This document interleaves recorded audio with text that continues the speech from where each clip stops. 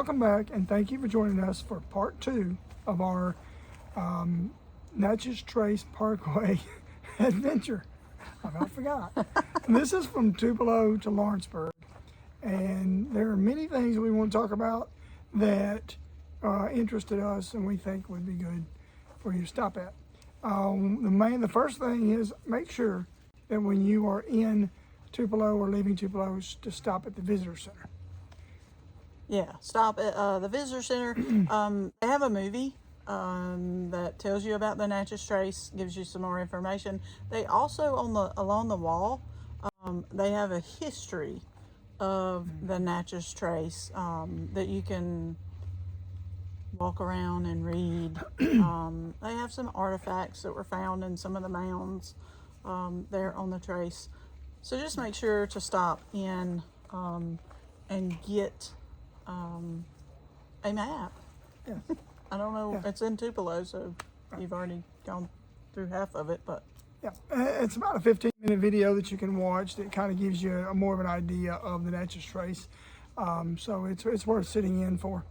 It also has a small gift shop in there, so you can get some souvenirs before you hit the road. yes. The next thing was again, walking the old trace. You can walk some of the old trace to where there are some Confederate grave sites. We are on part of the old trace, hiking, walking. We're not hiking. This is not the trip for hiking. We are walking part of the old trace. And we're going to be coming upon the grave markers of what they say is 13 Confederate soldiers. Again, they say. Yeah. But it's still a nice walk. It is that. So this is part of the old trace, part of what the people would walk. And the weather is perfect. The weather is perfect. I had to throw that in there. He's always December in the South. I love it. He's always talking about the weather. Yes. And that was pretty neat to see, and the history and how all those got placed there. But you know, I mean, the armies and everyone walking it. I mean, people would die along this trace, and so they just I assume they just buried them there. Right there, yeah. Yeah, so that was pretty neat. I think there were about 13. Yeah, so here are the grave markers. As we just read, we learned some more information about these. The original headstones, they say, may have had names of these soldiers. But they disappeared. So was it a Tennessee senator? I don't know. It was a senator. Theodore somebody. Bilbo. B-I-L-B-O. Theodore Bilbo said, hey, let's put some marble markers on these. And those were stolen because they were marble. You know. And so the National Park Service has now erected these to mark where these Confederate soldiers were believed to have died along the Natchez Trace.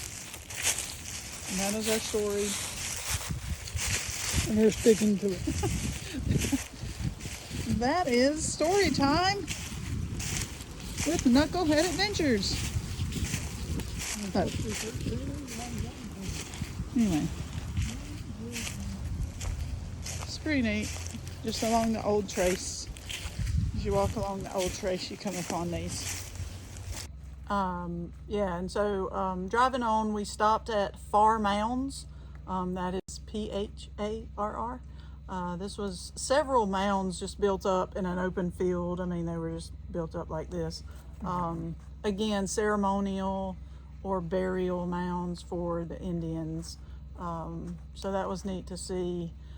Right after well, it's not exactly right after, and I can't remember the mile marker, but there is a detour on the Natchez Trace where they are trying to repave it. We asked at the visitor center when that was going to be done. He had no idea. No idea. No one knows. Apparently this has been going on for a long time, but there's a detour right near Tishomingo and Tishomingo State Park. And then it takes you into Alabama.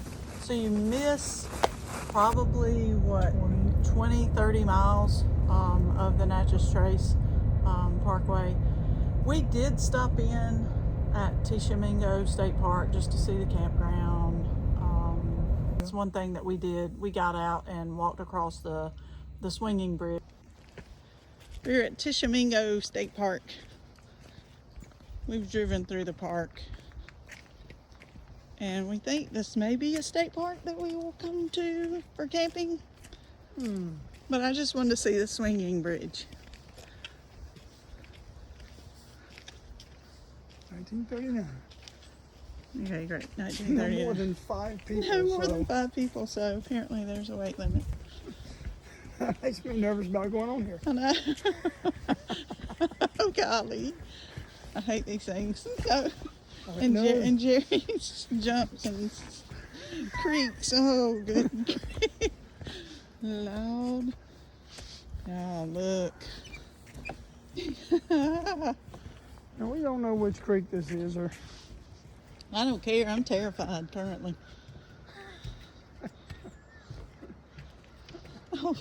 Oh, goodness. that is a very good flowing, fast flowing creek. I'm having to hold on to Jerry. This is terrible.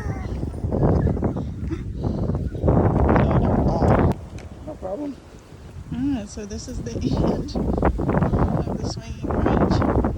Well, then we got to go back across. So once you get into Alabama and you get back on the Natchez Trace Parkway, there is Colbert Ferry, and that is right there at the Tennessee River. And there's a big long bridge, a mile long bridge across the Tennessee River. But Colbert Ferry, apparently I think it's George. I'm wanting to say George. Mr. Colbert had a stand right there at the Tennessee River, and he ran a ferry.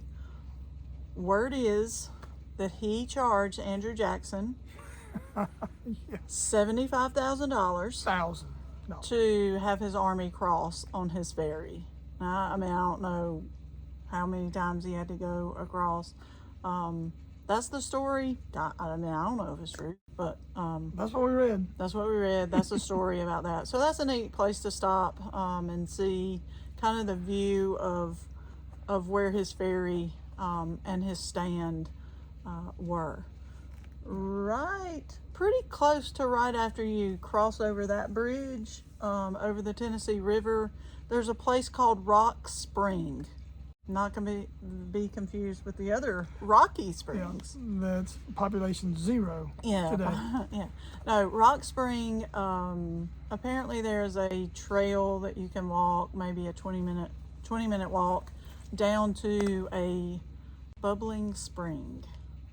Yeah. Now, we did not do this. It was getting a little bit dark, but I would suggest that you get out and do this. But it looked marshy. It had been rainy, and it looked marshy and mucky, and we just decided that we were not going to stop. And so we didn't. Another stop that this is not on the trace, but it was something that I researched but totally forgot as we were on the trace. But I think it's called Taylonaise Wall. It's a stone wall that a man created in honor of his great-grandmother. It's a big story, but it's in Alabama, so just Google that. I've put the link in our description so you can click on that. And we crossed into Tennessee. We had to drive probably 20 20 miles, 24 miles off of the Trace to Lawrenceburg to get a hotel to stay that night. And so we did that, and then we got back on the Trace. And that will be our part 3 from Lawrenceburg, where we stopped, onto the northern terminus. Yes. The end. So be sure and join us. Yeah, so that'll be part 3. Part three of our Natchez Trace Parkway. Make sure to click on the next video. And